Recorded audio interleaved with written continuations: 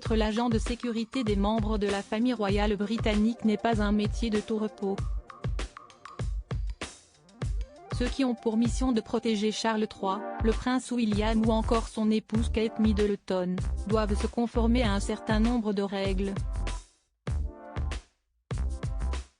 L'une d'entre elles, particulièrement étonnante, est évoquée par le journaliste, écrivain, chroniqueur et animateur Bertrand Decker, dans son livre I Love Elizabeth II, publié le 3 novembre dernier.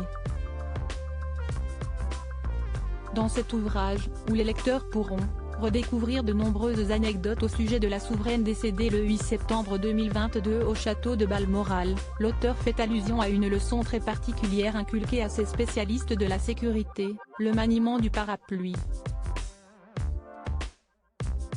Une technique relativement complexe, que nul ne peut se vanter d'exercer à la perfection avant de s'y être attelé à moult reprises.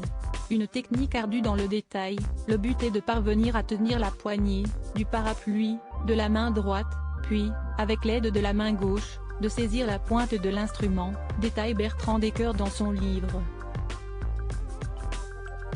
Le journaliste précise que les agents de sécurité doivent ensuite faire glisser lentement leur main le long de la tige principale.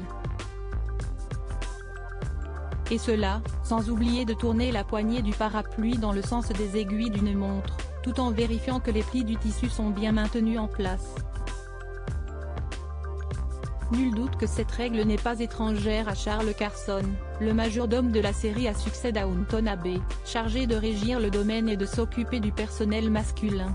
Dans I Love Elizabeth II, Bertrand Decker précise que la princesse Anne, seule fille parmi les 4 enfants du prince Philippe et d'Élisabeth II, a été la première membre de la famille royale à bénéficier d'un garde du corps féminin.